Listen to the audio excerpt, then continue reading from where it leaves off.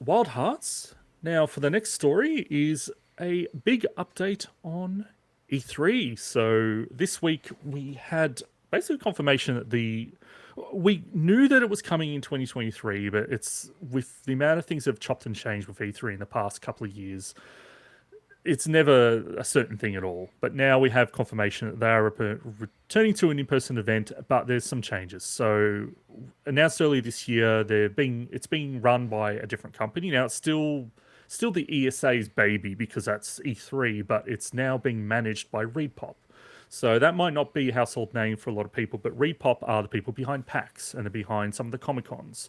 So they obviously know their stuff. And they're also, what I didn't realize is they actually own a whole bunch of websites, including Eurogamer and Digital Foundry Yeah, I didn't know that. and Nintendo Life and things like that. So watch around E3 time, those websites just absolutely get slammed with ads. Digital Foundry They was wouldn't do independent. that. Yeah, no, Digital Foundry and Eurogame I know have always been related, but I didn't know they're under the ReedPop banner at all. So, but yeah, so what is the show going to be like next year? So in 2023, it will be the first in-person event in 4 years. It will be running from 13th of June till 16th of June. Obviously, I don't think any of us are going to be there because it is in LA as usual, unless we want to jump on a plane. You never know. But it will have a new format, so or like a modified format. So, for anyone who doesn't know, EA used to be a business-only event, like business attendees only, but a lot of the general public still found their way in somehow, right? Then they started introducing general public tickets, so it became more of a consumer event mixed with some of the business elements.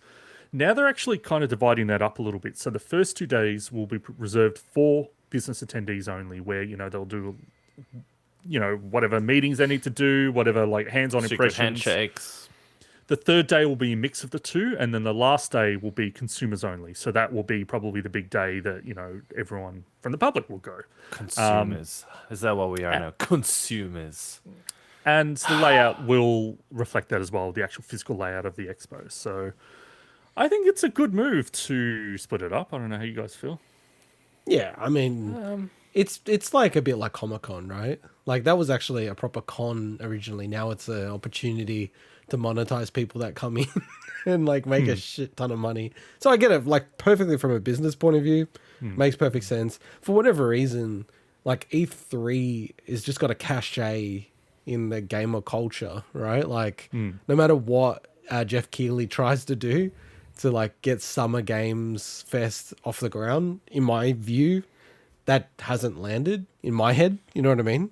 And I feel like something about it I just don't like. yeah, it's not cohesive enough for me. It's too all over the place. It's too trying to be the fucking a copy of the I don't know, Oscars or something for gaming, and I just fucking hate that's Game Awards. That's Game Awards. It's the Summer Games Fest. Yeah, I like the Game Awards. I love the that. Summer Games Fest. I hate the Summer Games Fest. You're right. That is more okay. But the Game Awards and stuff, I just hate that format for some reason. We're not talking about the Game Awards, but anyway. but no, I don't like Summer E3 Games Fest. Felt more genuine. I don't know why. Well, I don't know if it felt ever genuine for me, but I don't know, just more like I don't know. I can't put my finger on it. I really can't. I can't rationalize it if that makes sense. I'm just like I don't know what you're trying to rationalize, but look, like I think it's got a good cachet. It makes sense. People are gonna look forward to it. It just needs good support, I think, from the 3 major platforms, because it feels like they're all pulling away from it. Remember, like you could argue, the pandemic's changed it. But even the year before the pandemic, Sony was pulling out of E3. And then Nintendo's already pretty much pulled out of it. So, I don't know, man. Like, it's going to be interesting to see how it goes in 2023. Yeah, the fact that it's got the people behind PAX on this means that I've got a lot more confidence than I've ever had in E3. Now, PAX is very much a consumer show, and it's got a lot more indie representation in the show floor and whatnot than E3 ever had. But I think that they will probably start to meld that in a bit more. Obviously PAX has its identity, E3 has its identity, but they've also talked about the fact that they do want to build stronger relationships with the adjacent events that aren't officially part of the calendar. Now, they've kind of done that in the past, but I wouldn't be surprised if there is a bit more of a relationship between Jeff Keighley and his Summer Games Fest and this. Then that I think was not a chance before, but I think that there's I think there's more of a chance that he might start to kind of, because he was already spooking the E3 press conferences last year when he was doing, or this year I should say, when doing Summer Games Fest. But now he might not get a slap on the hand for doing it this year, So Well, he used to produce it. He used to produce the main day or whatever. So I think he'd go back to that if it has momentum. Like I don't think he's like. I think he's of the mentality from a business sense, try to lift everything up.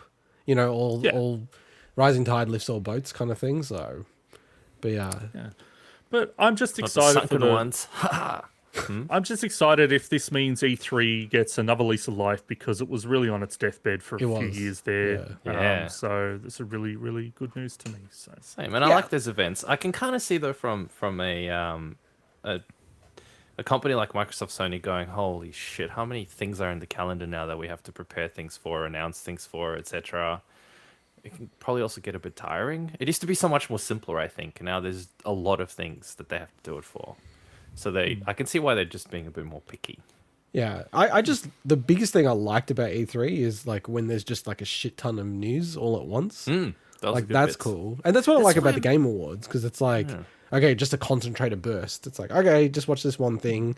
And then also the cringe stage presentations. I hope that comes back.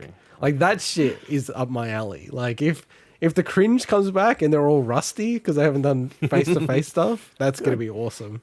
Or actually make it hybrid. It's even worse. It's even more complicated. So that's even better. It's interesting that, I mean, I guess it makes sense that they're going back to being in person again. I don't know about you guys, but I went to a regional town and they had a market, and man, it felt like the pandemic is just long gone. It's like no one even remembers it anymore.